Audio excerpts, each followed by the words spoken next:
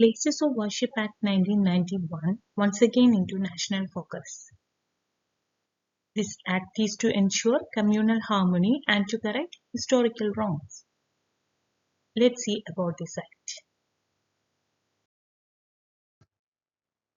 This act got enacted during the time of P.V. Narasimha Rao as our Prime Minister, and the objective of this act is to prohibit the conversion of any place of worship, and at the same time to maintain its religious character as that of 15th August 1947.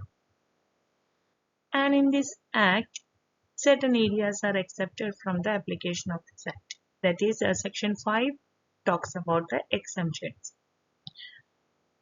The very first one is ancient and historical monuments are not up. This act is not applicable, and archaeological sites will not come under this act. And the remains covered by the ancient monument and archaeological sites remains Act 1958 also not comes under this act. And then comes the cases. Those cases which have already been settled or resolved, either it could be by mutual agreement or by any conversions. Anyhow, those already settled cases also will not come under this act. And the third one is very interesting. Our dispute, Ayodhya dispute matter also will not come under this under the application of this act. Now we will see the remarks made by the Supreme Court about this act at the time of announcing the judgment in Ayodhya case. The judgment was pronounced by our former Chief Justice of India, D.Y. Chandrachud, and he made some interesting observation about this act. He said, the act will preserve the character of a religious place. The act will preserve the character of a religious place as it is existed on 15th August 1947. Again, he also observed that this act will boost the confidence of religious community, every religious community. This act will help to boost the confidence of every religious community. How? Because they will have a feeling that their places of worship will be protected and there will not be any alteration.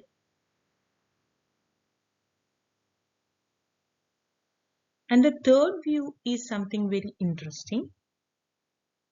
He remarked that this act will protect the secular feature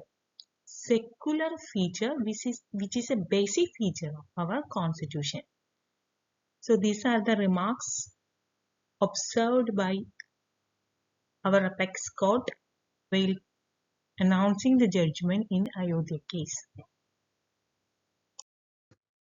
The Gyanvapi case, we all heard about this case. Now we will discuss the events happened in this case in 2021 and 2022. In April 2021, the Civil Court of Varanasi has directed the Director General of Archaeological Survey to conduct a physical survey on Kashi Vishwanath Gyanvapi Mosque. For what? To find out the present religious structure standing at the dispute site.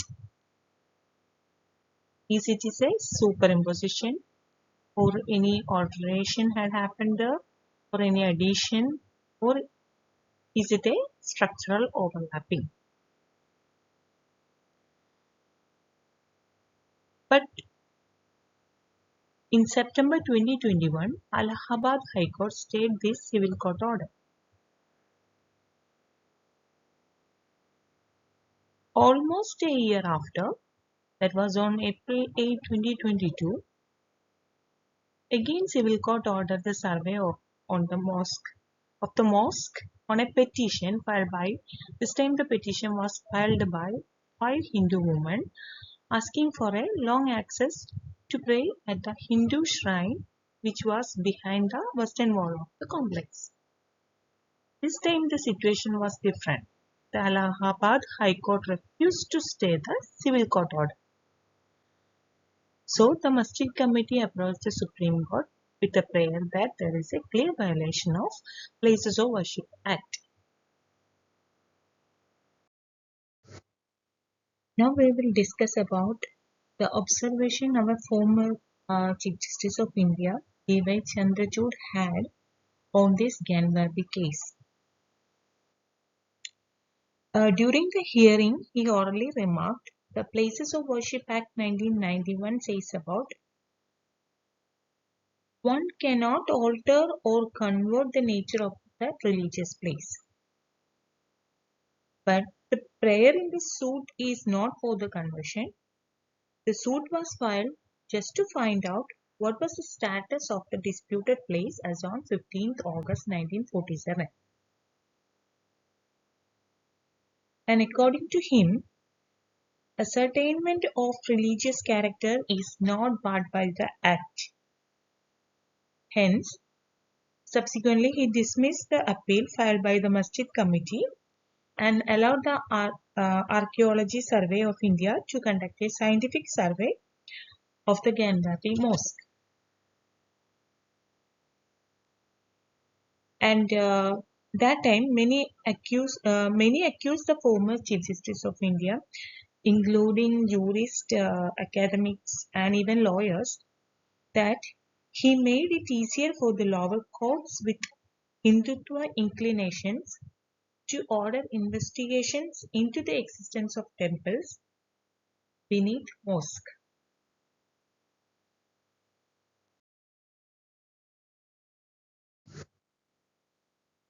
Now we will look into the present national focus, that is Sambal Masjid case. This incident had happened in last month, that was in November 2024, when one advocate named Harishankar Jain, along with other 7 petitioners, approached the Sambal court, and their allegation was that the Shahi Juma Masjid was constructed by Babur after demolishing a temple on the site.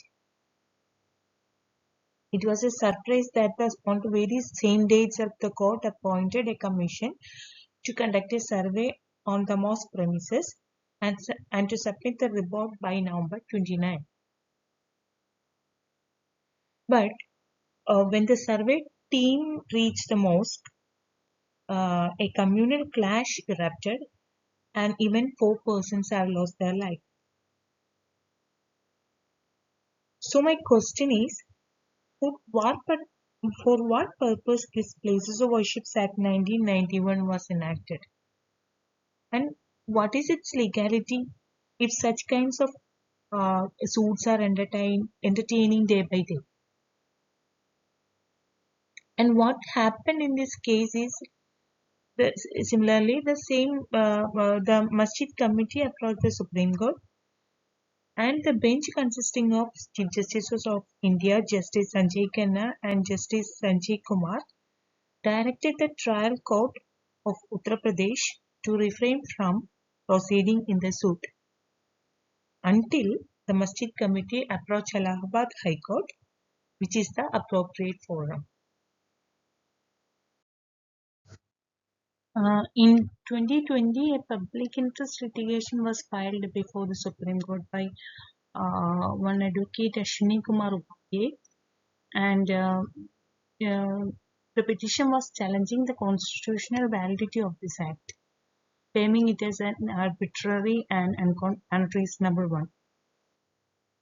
And in 2021, the Supreme Court even issued a notice to the Union government, and the allegation raising by the petitioners are that this particular act, the Places of Worship Act 1991, is infringing the fundamental rights guaranteed to the citizens under Article 14 and 25, and that means the fundamental right to practice religion.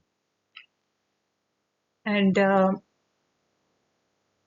recent update has also taken place in this public interest litigation, maybe because of the present issue, that is Sambal Masjid case.